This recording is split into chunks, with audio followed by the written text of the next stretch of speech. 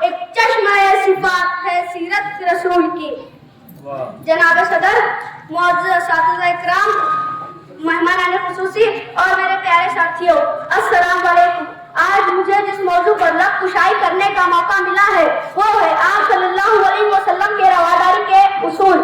جناب صدر، یہ تو وہ موضوع ہے جس کے بیان کے لیے سمندروں کے پانی کو روشنائی بنا دیا جائے اور زمین سے لے کر آسمان تک کی خلا کو آرام بنا دیا جائے تو یہ تو گمان کیا جا سکتا ہے کہ کلام ختم ہو جائیں گے، سمندروں کا پانی خشک ہو جائے گا اور زمین سے لے کر آسمان تک کی خلا دور ہو جائے گی، لیکن میرے آقا حضرت محمد صلی اللہ علیہ وسلم کی سیرت پاک مکمل نہ ہو پائیں گی۔ زندگیاں بیت گئی اور قلم ٹوٹ گئے، زندگیاں بیت گئی اور قلم ٹوٹ گئے، تیرے اوصاف کا ایک باب بھی پورا نہ ہوا۔ جناب، لفظ رواداری سے مراد برداشت کرنا، ماننا، رعایت دینا، بے تاثری۔ جناب علی، آپ صلی اللہ علیہ وسلم نے رہتی دنیا کا روادار کی وہ درخشیدہ مثال قائم کی جس کے سر نظیر کرنے سے ممکن ہی نہیں۔ آپ صلی اللہ علیہ وسلم کے رواداری کا یہ اصول تھا کہ اپنے کا اپنے غیر بلکہ عیسائیوں، یہودیوں، کافروں اور یہاں تک کہ مشرکینوں کو بھی عزت کے ساتھ سینے سے لگایا اور انہیں جینے کا پورا حق دیا۔ حضور صلی اللہ علیہ وسلم اپنی سگی بیٹی بی بی فاطمہ کے بارے میں کیا فرماتے ہیں؟ کیا خدا کی قسم اگر فاطمہ بھی چوری کرتی تو اس کے بھی ہاتھ کاٹے جاتے؟ تبھی تو آپ صلی اللہ علیہ وسلم رحمت العالمین کہلائے۔ جو نبی کو میرے قبول ہو، کاش وہی میرے اصول ہو، وہی سب ہو، وہی گفتگو، وہی سادگی، وہی عاجزی، وہی عاجزی۔ جناب صدر، ایک مومن کے لیے، ایک مسلمان کے لیے اور ایک کلمہ گو کے لیے نبی کریم صلی اللہ علیہ وسلم کی ذات گرامی ہر لحاظ سے مرتبہ محور ہے۔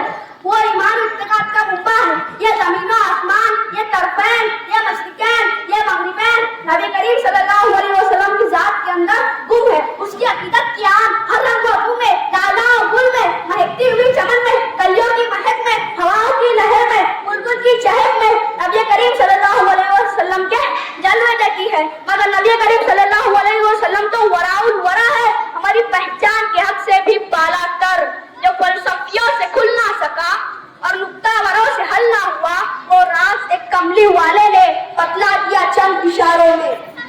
جناب صدر، حضور صلی اللہ علیہ وسلم نے پوری انسانیت کو پیغام نجات دیا، کفر کے اندھیروں کو مٹا دیا، جہالت کا درا کھول دیا، ذات پات کے خود توڑ ڈالے، اثر نظر پوری نیک امیر غریب طالب ہوئے اعلیٰ ادنا کا فرق مٹا دیا۔ بقول شاعر کے ایک ہی صف میں کھڑے ہو گئے محمود و ایاز، ایک ہی صف میں کھڑے ہو گئے محمود و ایاز، اب کوئی بندہ رہا اور کوئی بندہ نواز۔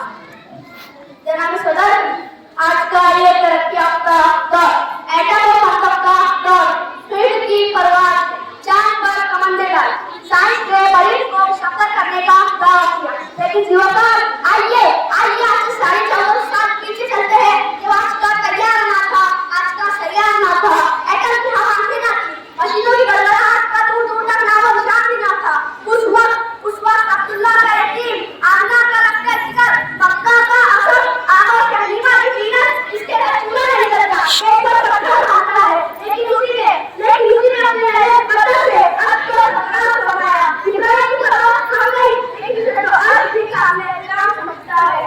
حضور آئے تو چمک اٹھی دنیا، حضور آئے تو چمک اٹھی دنیا، اندھیروں سے نکل کر روشنی میں